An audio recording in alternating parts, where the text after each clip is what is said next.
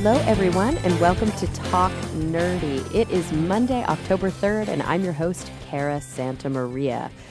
This episode is for all the ladies. It's also for the guys, though. You'll like it, too. But before we jump into it, I want to thank those of you who made Talk Nerdy possible this week. Remember, Talk Nerdy is and will always be 100% free to download. We rely on support by listeners like you. And when I say we, I mean I, because this really is a one-woman band. You can support the show in a ton of ways. Tell your friends about it, tweet about it, Facebook, rate and review on iTunes. You can visit the Talk Nerdy store at my website, www.carasantamaria.com. Or you can visit my Patreon page at patreon.com/talknerdy.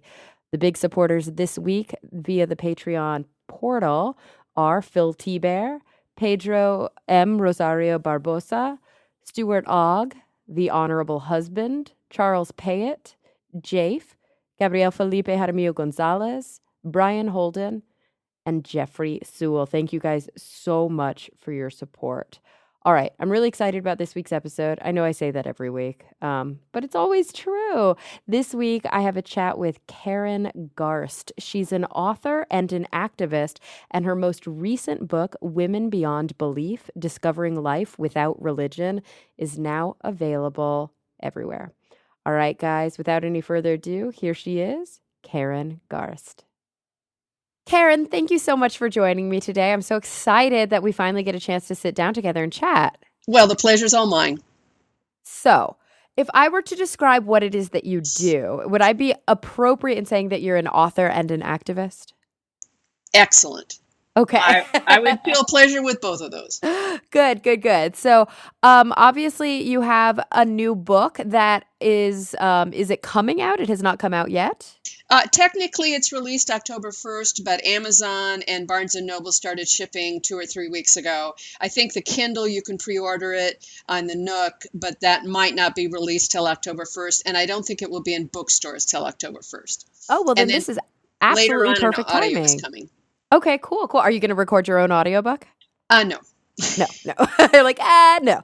Well, this is actually really great timing for the podcast then. So the book is Women Beyond Belief, and it's a compilation of essays of individual women's experiences, kind of in how they live a non-belief or a secular, however you want to word it, life, right? That's correct. And it's important to say the whole title, Women Beyond Belief, Discovering Life Without Religion, because there happens to be another book with a similar title. So, gotcha. So Women Beyond Belief, Discovering Life Without Religion, which is a great way to live your life. I can attest to that. So what got you interested? I mean, I have to go way back, just even before the manuscript, but when you first started getting into this kind of culture, what got you interested in this secular approach and in the activism that comes along with it? Well, I would say I've probably been an atheist for a couple of decades. Mm-hmm. And at that time, when my husband and I quit going to church, I never joined any atheist or humanist group, never really thought more about it, just kept on with my life and raising our son.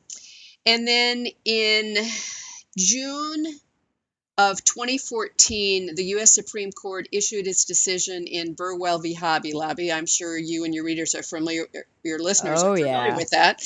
But they decided that Hobby Lobby, because of its religious views, didn't have to provide certain forms of birth control to its employees. And I was incensed. And a couple of days after that, I was having lunch with a friend of mine who's a novelist. And she said, well, Karen, you should write a book. And I said, the only thing I can get passionate about is atheism. So I decided to write a book, and my focus is women. I started out with friends, and then I reached to the atheist communities, and then I reached through social media and ended up with 22 women, all different backgrounds, ages 18 to 70. Now, they all do come from either a secular background or a Judeo-Christian background. Mm-hmm. And they each tell their personal stories of either being raised secular or being raised in a religion and leaving it. And do you tell your own story? My own story is in there. It's not one of the most exciting ones, but I was born in North Dakota, so you get a guess what religion it probably was. Oh, wait, North Dakota. I don't know. Would that just be like Lutheran? No, Is that a thing? Yeah. you nailed it. A plus. Yay. Lutheran, and I grew up in a time where everybody I knew went to church, or there Yeah. were some Jewish families in town. They didn't have a full-time rabbi, but I knew in first grade who was Catholic, who was Lutheran, and everybody went. You were going to church. Were your parents particularly religious, or My were they just kind of going with the flow? No, my father was very religious. And Really? my mother, as a lot of women are, the ones who took us to church, to Sunday school. She taught Sunday school. My dad had he was a radio technician, so he had an odd schedule. So it kind of fell to her to get us everywhere. And of course, she Mm. didn't drive a car back in the day. And so we pretty much walked everywhere. So we went to church. I went to um, catechism. I was confirmed. I was in the Luther League, and I often say that without Luther League, I probably would have had no social life in high school because we went bowling. We did other stuff like that, and we got together for potlucks every Sunday, and it was a great group of people. Yeah, I think a lot of people have a similar experience when they are raised in religion, where they remember the social aspect as being really meaningful to them, and and forging a lot of really good friendships, and feeling a really positive contribution of the socialization within religion. The real issues that they have generally tend to come from a cognitive and emotional place that's about the actual values, or about the actual dogma that's established Well, within that faith. exactly. And some of my authors went through, like I said, mine wasn't the most exciting, but some of them who were raised fundamentalist. And if they talk about the guilt and the shame. One of them says, it wasn't just that I commit sin, but I'm a woman, so I am sin. And Mm. that really affects your psyche. This woman just struggled when she tried to get out of religion to let go of all the damage that had been done. And I mean, it's really tragic. It really is. I think for a lot of individuals, but also for kind of women as a whole within society. And here we're talking about kind of an American society with Judeo Christian values, but obviously we can extend that to other societies across the world that are sometimes even more oppressive.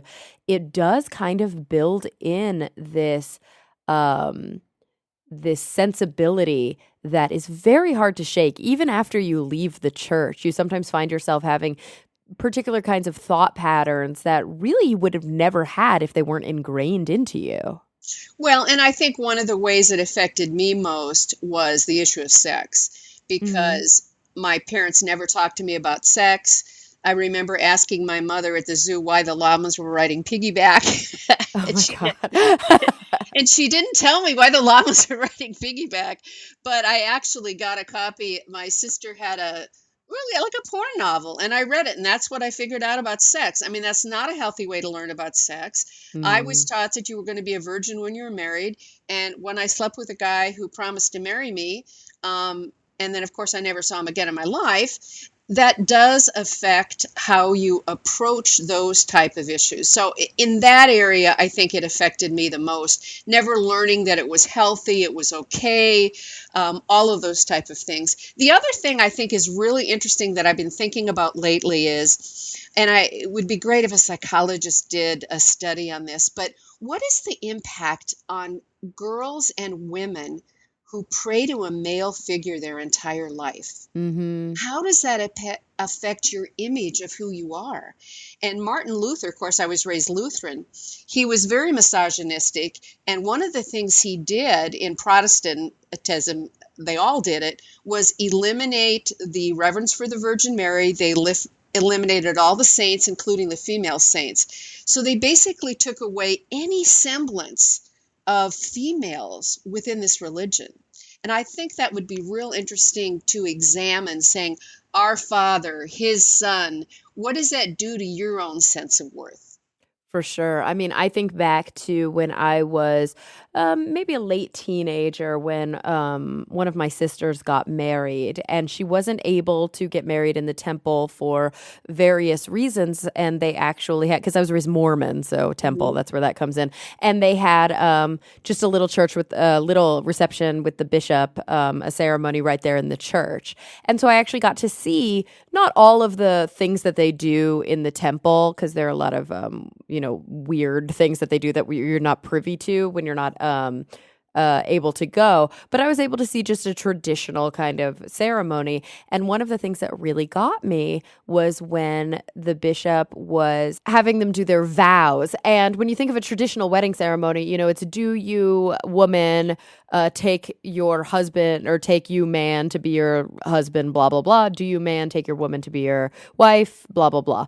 And in this case, it was, do you, man, agree to serve God in all of the decisions that you make, yada, yada, yada? Do you, woman, agree to serve your husband in all of the decisions that you make? It was soul crushing to hear it. And I remember talking to my dad about it and being like, what's that about? And he had some bullshit explanation that through transitive property, somehow you're just as close to God because your husband is your conduit. It's like, I don't think so. That's kind of not okay. Yeah, and that's sometimes the least of it in a marriage. Exactly. Yep. Yep. Yeah, that's true. I mean, we know that there's systemic problems with rape that occurs within the marriage, with all sorts of verbal abuse, and just with a huge kind of imbalance of power. And that's just when you're talking about two people and how they're shaped by religious influence. You see that spread out amongst a society, and it's not surprising that we see some of the massive systemic sexism and misogyny that kind of follows us wherever we go. Exactly. One of the things I did for the book, I put an appendix in, and it's the subordination of women in the Judeo-Christian tradition. And I can assure you that when I was growing up, the pastor talked about Isaac, and that God at the last moment said, no, Abraham, you don't have to kill him. But nobody talked about Jephthah. He was a man who asked God, can I beat the Ammonites? If I do, I'll give you the first thing that walks out of my house. Lo and behold, he beats the Ammonites, and guess who's the first person that walks out of his house? His virgin daughter. And God, of Of course, course, right? Oh, who would have yeah. thought? And does God say, oh, no, Jephthah, you don't have to kill your daughter? No, his daughter gets killed. But people bury all Yeah. the bad stuff. But there's so much negativity. And what I find really interesting is I've done a lot of research on this, and there used to be, well, we all know there were goddesses in a pantheon, whether it's Roman or Greek, etc. But before that, there was very Mhm. likely a mother goddess, a feminine divine. And it's so interesting to study the memes that are associated with that goddess and then see what happened, for example, in Genesis with a woman in the Bible. Generally, snakes were part of a symbol of a goddess. So, what do we have in the Garden of Eden? We have a snake. We have a tree which was associated with one of the goddesses in Canaan, Asherah. We've got that symbolized. So, we have all of these things to make what was positive for women negative. And then, of course, we have the red tent. We have the fact that they're unclean. They can't be priests. They can't enter the temple. And even in the New Testament, Jesus said, well, leave everybody and follow me. Well, that's fine for the guys, but who stays back to take care of the hearth? Well, it's the women.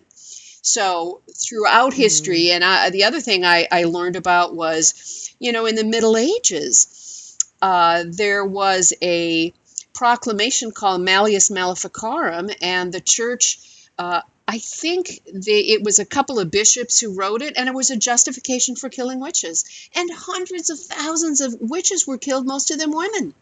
But you never Oh learn yeah. about that. You never hear about that. All you hear about are the positive things. Well, there's a lot of negative in there, and it's particularly negative against women.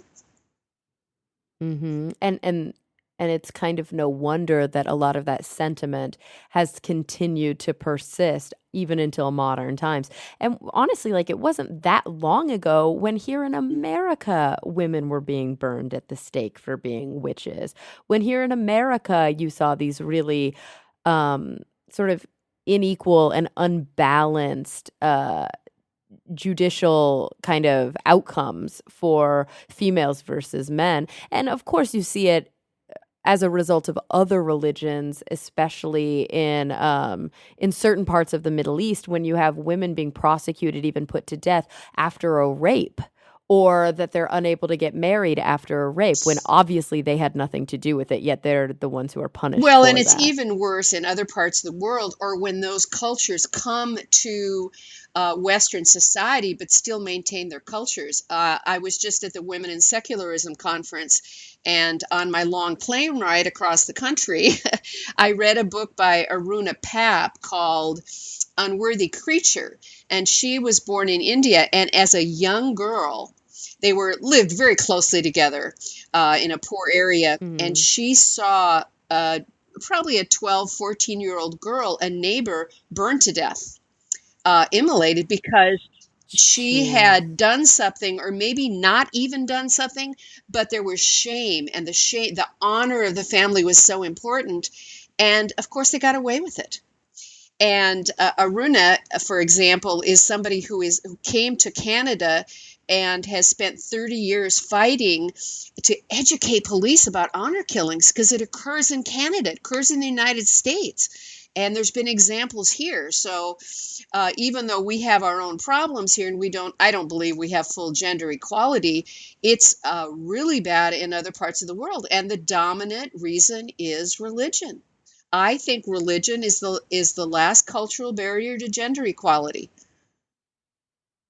Yeah, religion really has been used as a tool and as an excuse to continue the oppression of women really across the world. In almost every culture, you see this tool, and it has such staying power. And for whatever reason, when it's done in the name of God, when it's done in the name of the Lord, people really do look the other way. And it's just obviously incredibly frustrating as somebody who is a secular thinker to try to have that conversation with religious individuals, because there's a disconnect Well, there. There's kind of a yes, and justification. the public broadcasting system about a week ago had a special on a group of women who were forced into marriage very young, under 16, and they started an Mm. organization, Unchained at Last. And we know we have the quiver fill movement, where your job is to sit there and have one child after another after another. Even within the United States, that is occurring today. Ugh, that's so sad. That's what the Duggars are, right? They're Exactly. quiverfuls. And Vicky Yeah. Garrison is somebody who's left that and has written about how terrible that was. So you've probably had an incredible opportunity throughout this kind of chapter of your career to travel, to go to conferences, and to meet amazing women with amazing stories. I certainly have. Had the opportunity to attend the Reason Rally. I had created these little cards for my book, and I passed out 15 friends, and I passed out 1,500 of those. I was hoarse from saying, "Oh, here's a new book about women atheists. Here's a new book about women atheists." That's where we met, Yes, isn't it? At the yes. And Reason I Rally. attended the Yeah. mini convention where you spoke, and a number of women spoke, and men. And I can say that everyone I have met in the last 2 years has been incredibly helpful.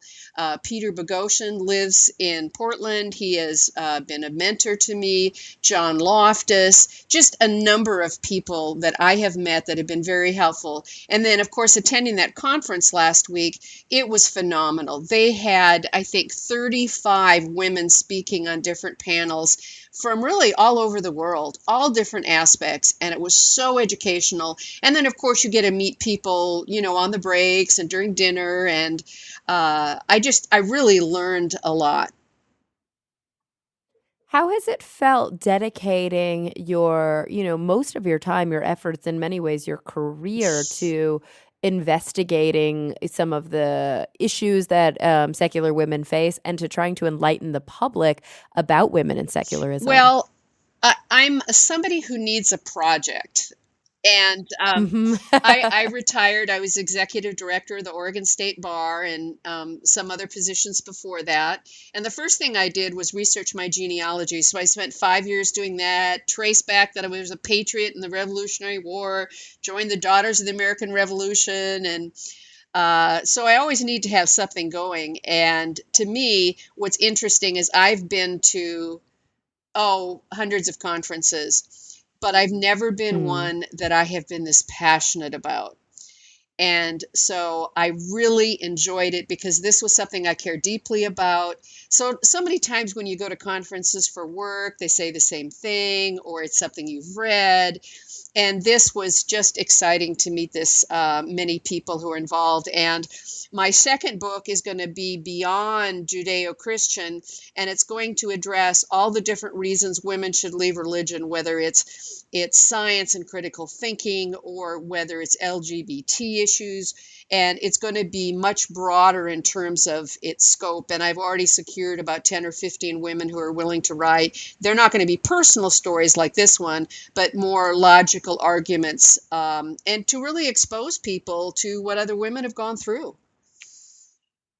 Sure, and that's great to kind of expand it to that background that's not just a Judeo-Christian background. I do think it's important, and it makes perfect sense for your new book to have that focus because most people, at least here in, I would say North America, I shouldn't even say in just America, but most people in America, Canada, and even Mexico, and probably South America too, that's the background that they come from, and that's the background that they identify with the most, and it's the most familiar. But then once you go across the pond, you really do start to see um, a lot more stories of oppression that come at it from a different angle. Not that Islam is that different than a Judeo-Christian background.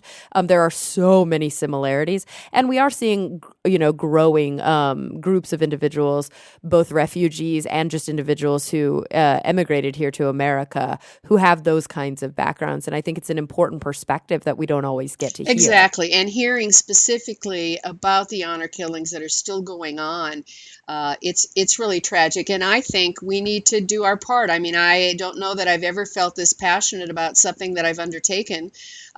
I mentioned that U.S. Supreme Court decision. I grew up in the 50s and 60s when there wasn't birth control very readily available.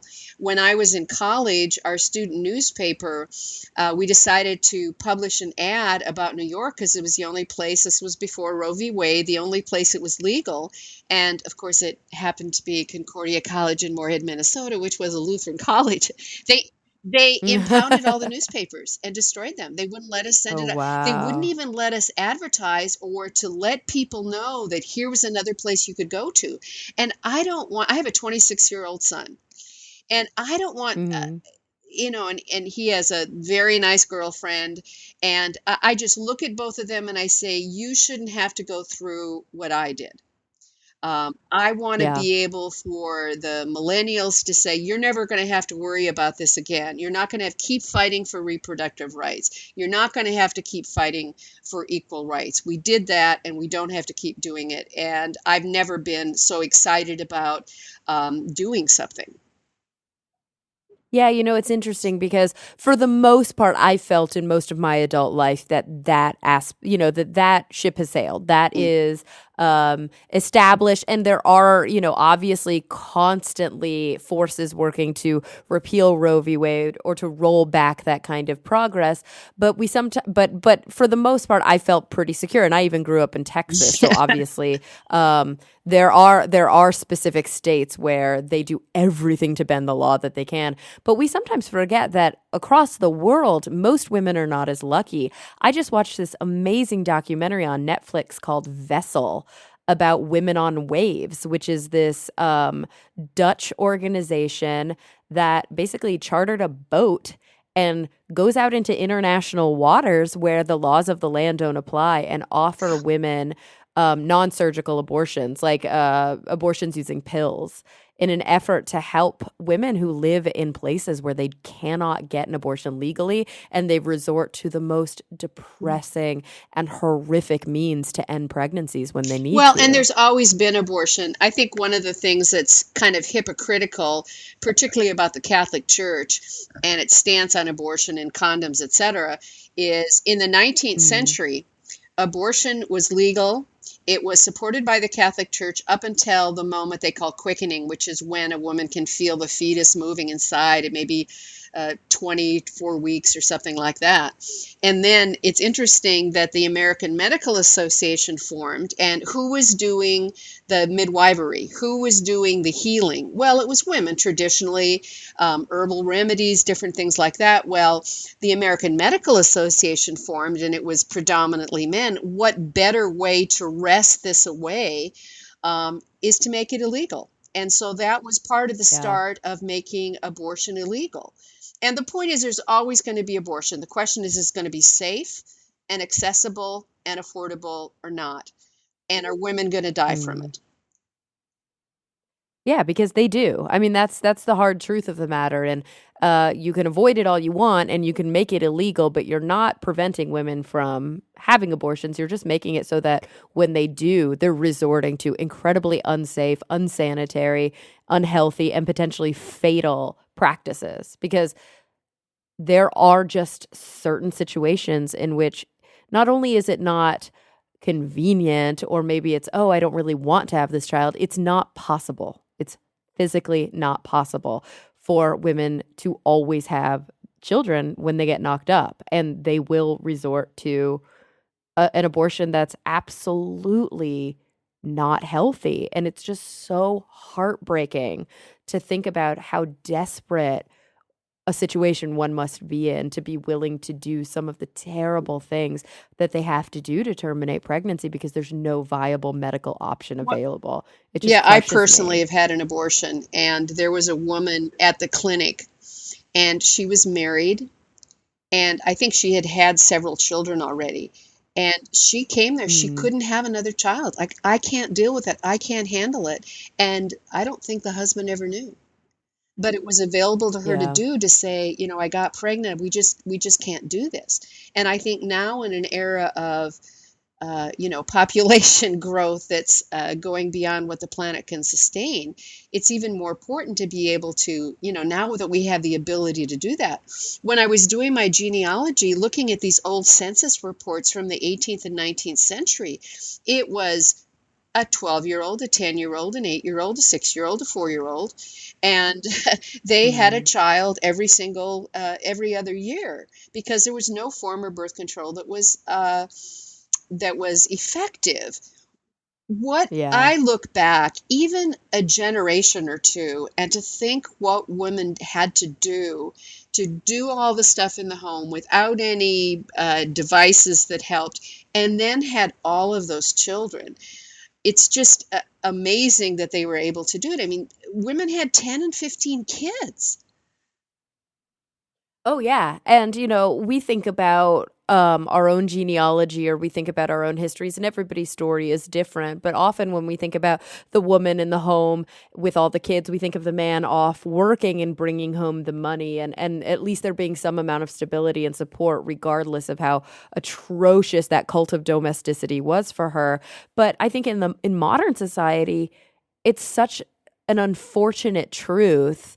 It's such a kind of sick joke by nature that the women who need the abortions the most are the ones who are often least capable of getting them, because they are struggling with economic inequality. The reason they can't have another kid is because they can't afford to feed another kid. And that makes it that much more difficult to be able to access healthcare services and do what needs to be done to have a safe and healthy Well, and you abortion. mentioned Texas. I mean, they have fortunately, the Hmm. Supreme Court recently um, ruled against one of their moves, but by doing so many restrictions, somebody can't travel 200 miles. Yeah, it's crazy. They're like, oh, yeah, we have clinics in Texas, but we have like two, you know? And people don't realize how big, I mean, I think it's gotten a little better, but people don't realize how big Texas is. You can drive for 18 hours and still be in Texas. Exactly. And the other thing I think is important to note, the lack of federal support for Planned Parenthood and all the opposition to Planned Parenthood. Look, if you're personally opposed to abortion, then you should be so pro birth control and want to Hmm. fund that and want to educate people.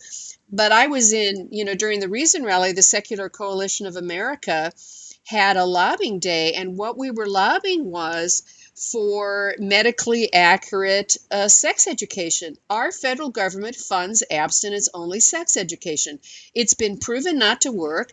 By and large, kids have sex at the same rate, whether they know about it or not, and those who are least prepared are the most likely to get pregnant. And yet our federal government funds that. And to me, I don't care what somebody thinks personally. You go in your house or you go to church on Sunday, but you can't trample on other people's rights. And our government is dominated by religious people. You couldn't run Oh, for yeah. president and be on that debate stage and say, I do not believe in a deity.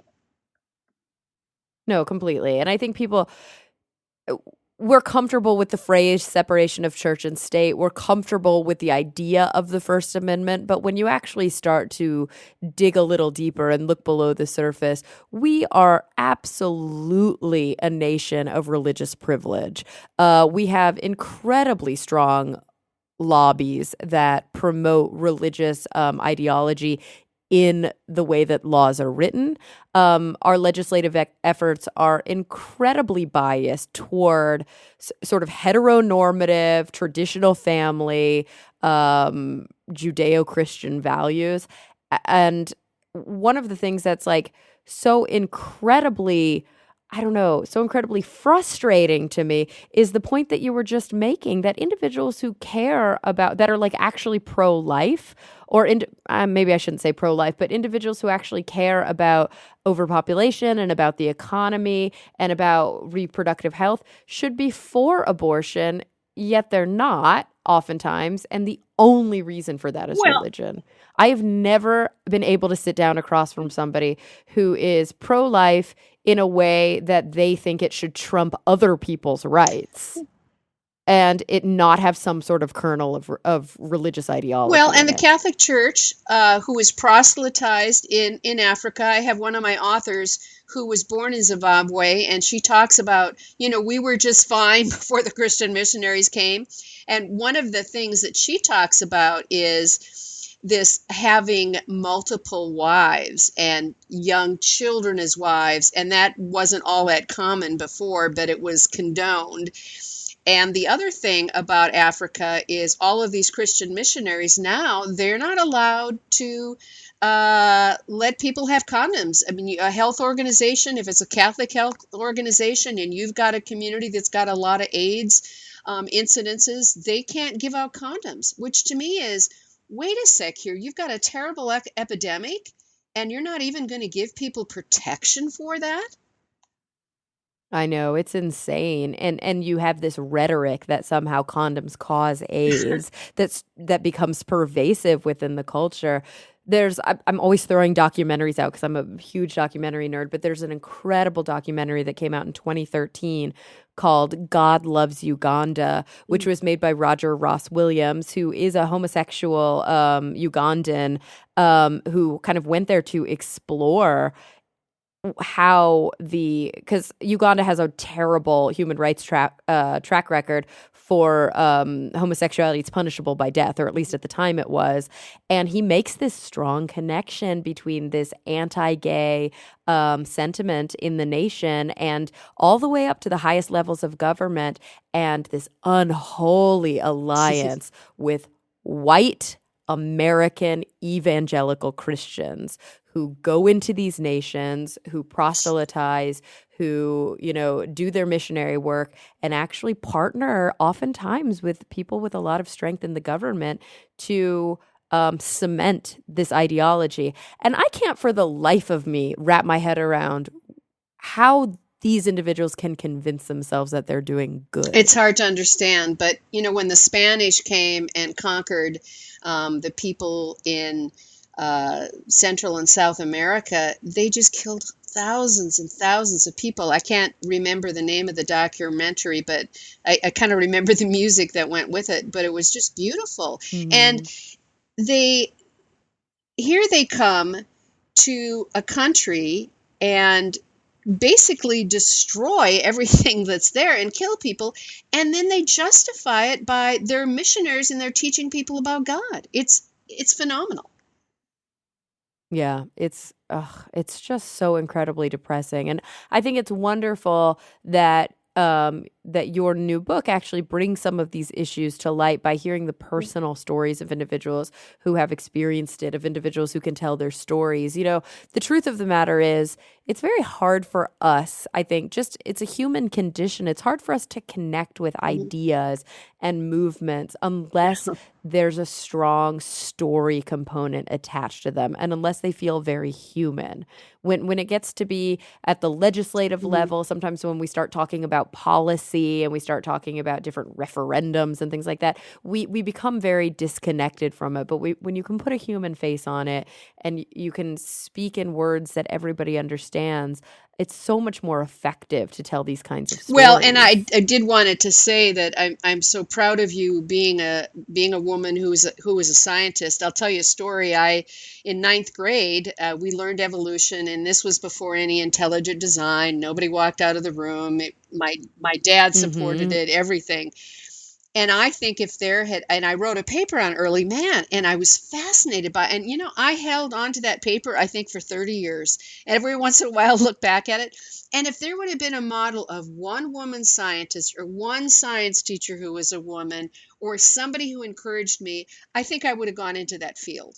But you were a teacher, Yeah. you were a secretary, you were a nurse, and those were the options that were available to you. And it's not like you couldn't have persevered, but it's very hard to do. And I think we do things by models. If we see somebody else who's done it who looks like us, like that picture of that small African American boy looking at Obama, what did that do to Hmm. him, to saying, look, here's somebody who looks like me who's president of the United States, maybe I can do it too.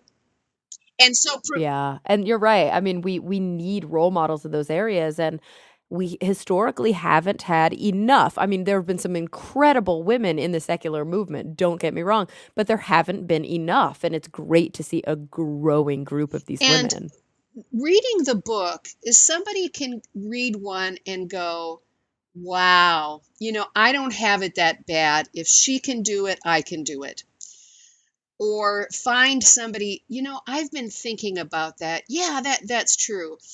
And I have no Mhm. fault with the great writers in the atheist movement who are men. And if you look at the top 100 best-selling books on atheism on Amazon, out of 100, there's only 5 or 6 who are women. And they're great books, and I've read a lot of them. But it's not the same as identifying with a person who is writing. And if you can identify more closely with somebody, it's easier, like you said, to understand the story, to empathize with it, to identify it, to apply it to your life. Can I read one of the excerpts? I would love Okay. that. Oh, yes, wonderful. And before you do, give us a tiny bit of background on who it's by and kind of, their story. Yeah, this is the first essay in the book, and it's a woman whose family doesn't know, and she's using a pseudonym.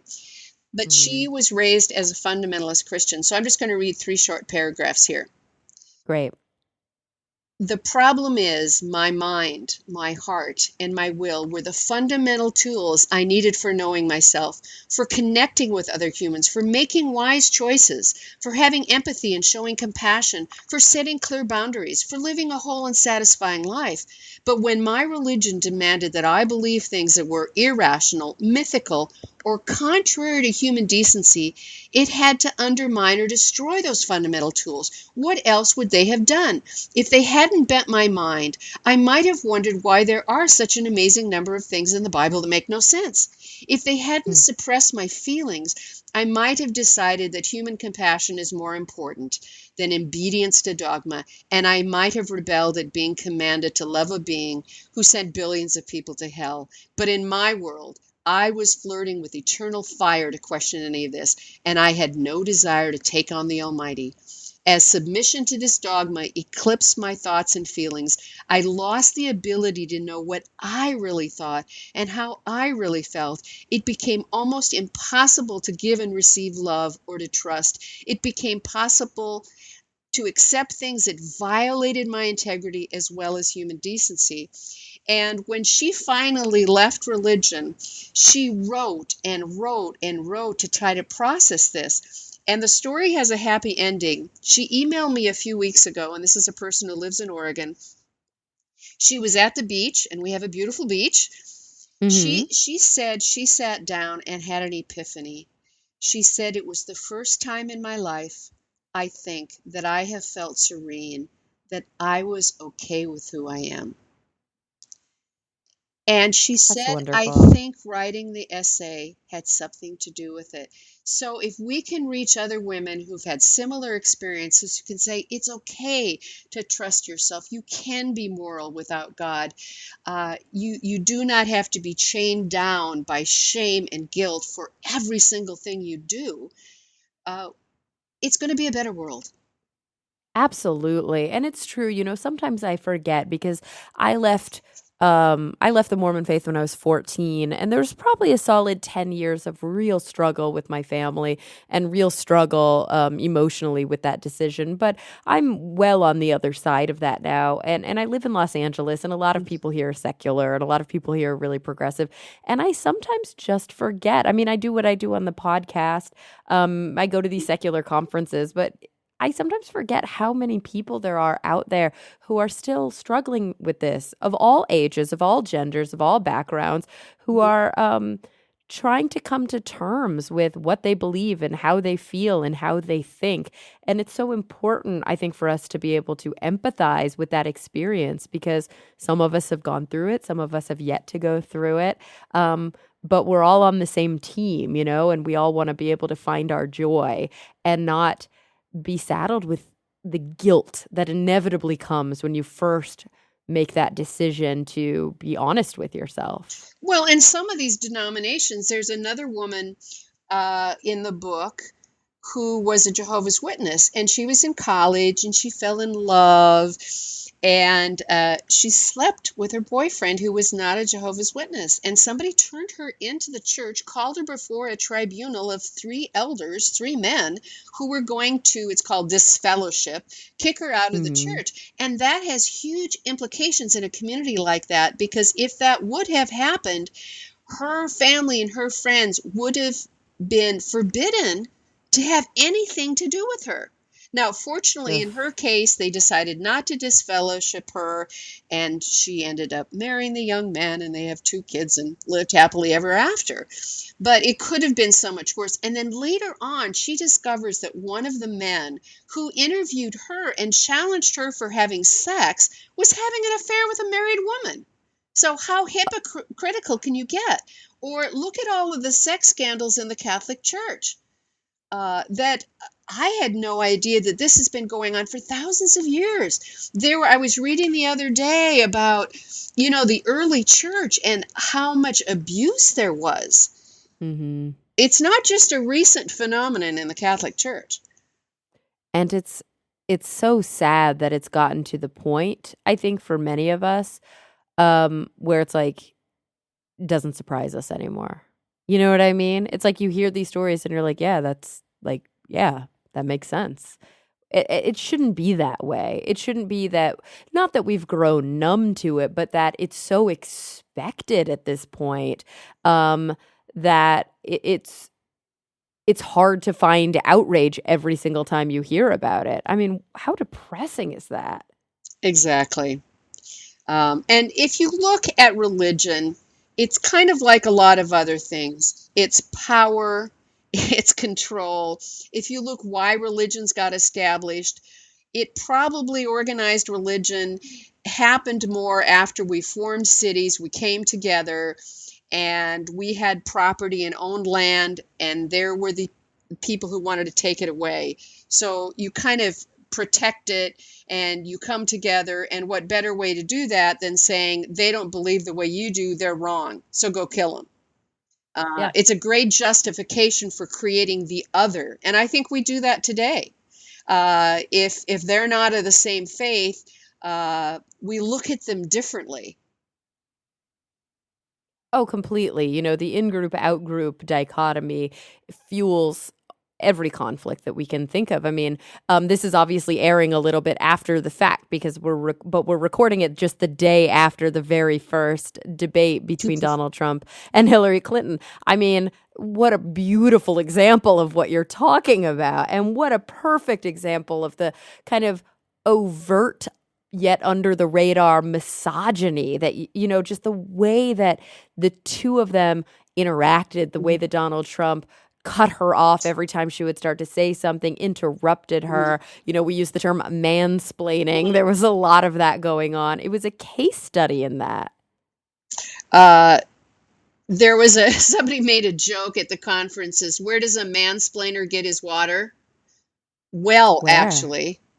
Oh, yeah, right? I mean, it was, yes. And and that's the thing, we've all experienced that as women. Any woman listening to this podcast can think about a time when she was at a social event, when she was in the boardroom, if she's even allowed in the boardroom, when she was, at some sort of vocational meeting or something like that, where we've been completely mansplained to. And only recently, which is a cool thing, has there been this kind of label, Yeah. only recently have we been able to point to it and go, oh, that's like a bad thing that happens to all of us. I just thought that was like kind of the nature of like men being awful. It's like, no, that's like, it shouldn't happen, Well, and but we all there's some experience people, it. my website, Faithless Feminist, there's a lot, I didn't realize it because I'm a second wave feminist and really hadn't been paying a lot of attention, but I've gotten a lot of pushback for that word. And people say, oh, we have gender equality in the United States. Well, when I was an undergraduate, I applied for a fellowship to Dartmouth to go to graduate school. And the only woman, we're talking about internalizing this, the only woman on the committee, why should we give it to you? You'll just get pregnant and have kids. And I Yeah. didn't get the scholarship. And then when I was Oh working, I won't God. say which position, but they were hiring somebody who was in a quasi separate organization but connected. And I was very careful to say, look, here's my salary. Here's what my managers are making. If you put this person right here, given how many employees he's going to have, et cetera, it would match up with the overall organization. And they didn't. And they paid him $30,000 more than me. And I said, excuse me, but I had a lot of support. I had a woman on my board who said, if you need a lawsuit, we'll do it. And they did a study. We had a consultant come in, and the woman said, who did the study said, let's see, she has 3 times as many employees, more responsibility. The only conclusion I can reach is that it's probably sex discrimination. And you know what? I got a $30,000 raise. I've, for my whole life, every job I've competed with has been, usually with men, and I've persevered and I've done really well. But you have some of those incidences and you go, excuse me, I don't think we have gender equality yet. When a woman can send in a book with a woman's name and gets rejected, and she changes the name and sends the exact same book in and gets published, we have a problem. When you've got an actor and actress who are playing similar roles and one gets paid differently. So we've got a ways to go. We're certainly better off than a lot of countries, but we're not there yet. And I've gotten a lot of pushback, as I said, against the word feminist. My marketing person has suggested godless grandmother, and I said, let's not promote that I'm a grandmother. Let's go with faithless feminist. But I try, when I get a comment on something I've posted, to respond to that person, to try to educate them, whether it's on something I wrote or a comment they made. And sometimes I go, what would you think if your mother saw that?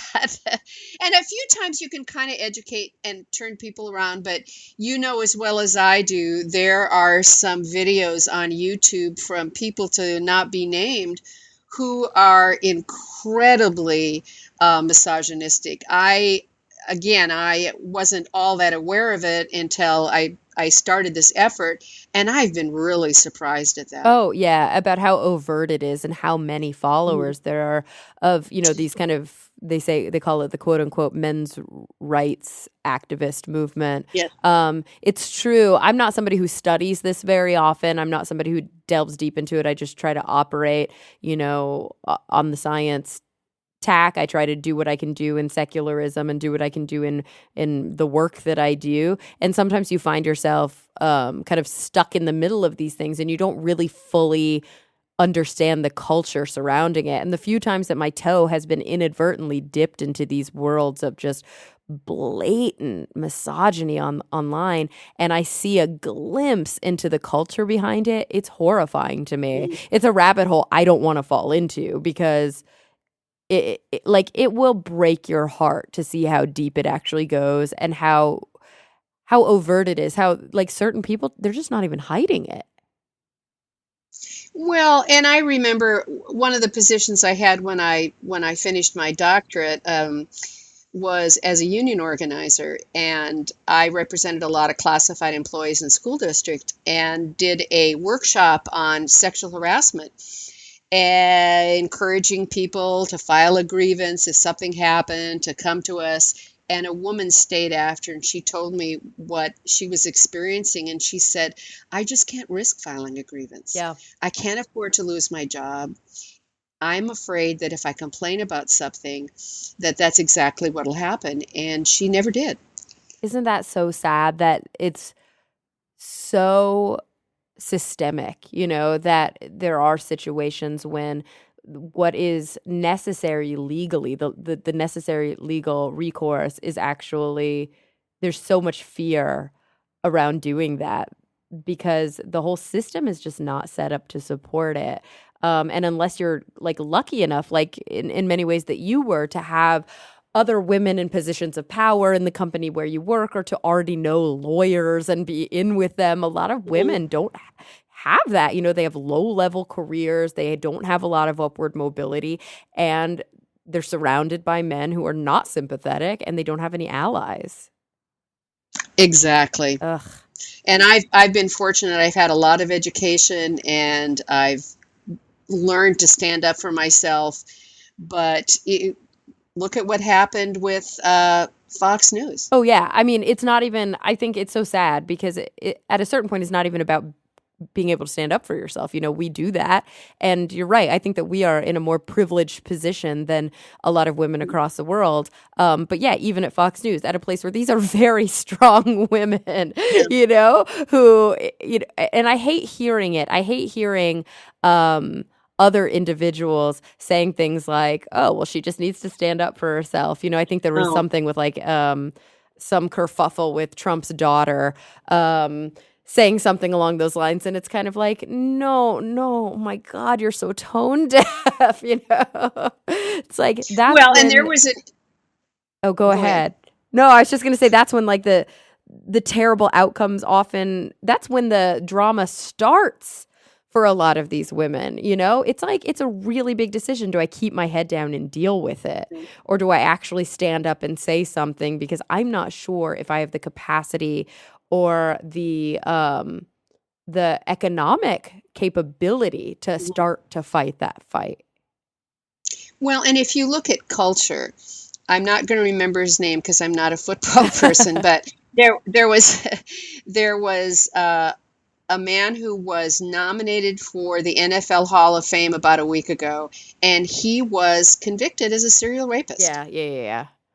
And people will say, well, yeah, but that doesn't have anything to do with football. You're talking about a Hall of Fame. You are putting this person on a pedestal, and you have to look at the whole person. How can you possibly consider this person for the Hall of Fame? Is that what you want your daughter to see? Is that what you want your wife to see?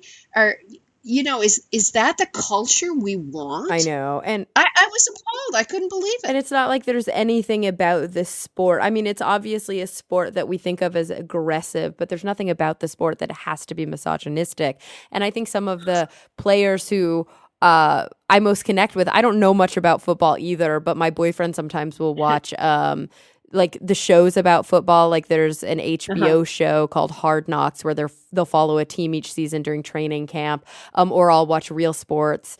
And you start to identify with the different players as characters, as people. And so many of these, because they're young boys oftentimes, and so many of Yeah. them are just sweet young boys who are trying to make it work, who have daughters, who have wives, and they're working really hard. It's like, why aren't we celebrating those characters? Why aren't we showing that you can play an aggressive sport and yet still be an adult and still be a man? And maybe the way that we should be defining what it is to be a man is to be a feminist. Because there are some great role models out there who are totally feminist, totally feministic men who are also big and burly and strong and make millions of dollars playing professional sports.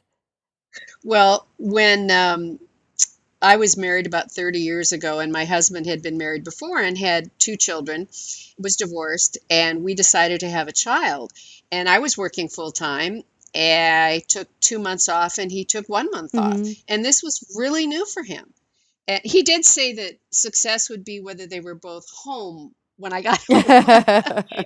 But he was willing to share and take that responsibility, and look at the wonderful opportunity he had to share in that. I just spoke to somebody the other day who took 6 years off and stayed home with his child, and while his wife Yeah. worked. What a great opportunity to share those roles of raising children Oh together. yeah, I'm seeing that more and more. There's a family that I'm very close to, young parents, a little older than myself, who have a young daughter who's like profoundly gifted, and she works and she travels a lot with her work, and he works full time too, but he gets to work from home, which means that he gets to be there with his daughter when she needs him, Yes. which is such a great thing to be able to share in the parenting in that way. And I think we're starting to see a more and more progressive movement in that area. But I forget sometimes I go back to Texas or I talk to my friends who never moved away and they'll tell me about their fiancés or about a guy they were dating. And they'll say these comments like you'll hear them say crazy things like, oh, I'm never going to change a diaper. Or like, oh, well, I'm the dude. Like, I can't be expected to do that. And you're like, are you kidding me? How is a woman Yeah. I mean, this just gets back to the conversation we were having previously. How is a woman expected to be able to manage so much, to care for herself, to care for her children wholly in some of these situations, fully, without any support except maybe financial support? But as we know now, more and more often, women are having to be breadwinners as well. Well, I'm really glad. And my son wrote me this. He's 26, and he wrote me the nicest letter the other day about, the best mom, et cetera. And I really had an example of intelligent woman who was very strong, and it was really nice. Oh, But my husband retired before I did, and I said, well, his name's Sam. I said, Sam, I'm not doing your laundry anymore. Your dad can do it, but let me tell you, he doesn't know how to sort clothes. And my son said, okay, teach me how to do it. I want my clothes to be nice. You teach me. And my son was 11, and he did all his laundry ever since then. So that's how he was and that's raised. so important, One last thing I'll say before we move into the closing segment of the show, but again, with the documentaries, I don't know what it is, but there are two incredible documentaries, both by Jennifer Siebel Newsom, that I recommend everybody go and see. The first is Misrepresentation, which is a really good deep dive into how women are represented in positions of power, and the lack of women in Mhm. positions of power, and how that really does affect large scale organizations like government and multinational corporations. And there's some incredible interviews with some very interesting and powerful women in that documentary. And then she did a follow-up documentary a few years later called The Mask You Live In, which is all about how we raise our boys and how we should be raising our boys to be more in touch emotionally, and we should be telling them that it's okay to cry and that they don't have to act Mhm. aggressive and they don't have to act tough, and they shouldn't dehumanize women, because I think a lot of times we have these societal pressures we're breeding it into men from a very young age. And it's kind of hard to even blame them when you've been socialized so much throughout your life to have certain viewpoints and to have these interactions. You know, we need to be making changes from the time that boys are very, very young in what our expectations are of them and how they're treated as compared to girls. I think that's an excellent point. Yeah. And we are capable of doing that. We absolutely are. And there are many incredible parents like yourself who have been doing that for a very long time, who are just very progressive and ahead of the curve. On that note, Karen, before we go, because we've been chatting for over an hour, which is awesome. The time always gets away from me. I want to close by asking you the same two questions I ask everybody who I have on the podcast. And I think that your perspective is going to be extra interesting. So here we go. When you think about the future in whatever context, is meaningful to you, number one, what is the thing that worries you the most and kind of keeps you up the most at night? And on the flip side of that, number two, what are you most hopeful and excited about? Well, I think one of the things that I'm most concerned about is climate change and what we are doing to the planet, and people's being totally oblivious to us, denying it. I hope we don't get to the point where there's a point of no return. Yeah. And I'm very concerned about that. I'm very concerned about warfare with nuclear weapons. I'm concerned about North Korea having that capability, and other countries, because that would really destroy so many people, our civilization, etc. The hope, I think the hope is that when we meet people who are different than we are, I think we learn a lot. I remember when I had a friend who was gay, and my brother moved to my city, and he'd never met anyone who was gay. And he would maybe say something negative. And after he met Craig, he knew that person who was gay. He never said anything negative again. So as we meet people who are different than we are, as we get to know them, I think we can identify the common humanity in us, and hopefully that will get us through. Hear, hear, sister. Well, hey, let everybody know where they can find the book, and how they can find you. You know, are there different social media places where you're more active? Well, if you want to find me, you just Google Faithless Feminist and you will come up with my website, Facebook. I have some videos on YouTube. I don't do a lot of that, but when I do a presentation, I put it up there. And the book, Women Beyond Belief, Discovering Life Without Religion, can be found on Amazon, Barnes & Noble, and it will soon be in bookstores. That's so great. Well, congratulations on the book. I'm so excited that we were able to have this chat. It was really enlightening and really exciting for me to be able to have I don't know, just like a badass episode that's all about women. It reminds me of a pair of socks that I was just wearing yesterday that say motherfucking girl power on them. Well, it was extremely enjoyable. Thank you so much. And hey, guys, thank you for coming back week after week. I'm really looking forward to the next time we all get together to talk nerdy.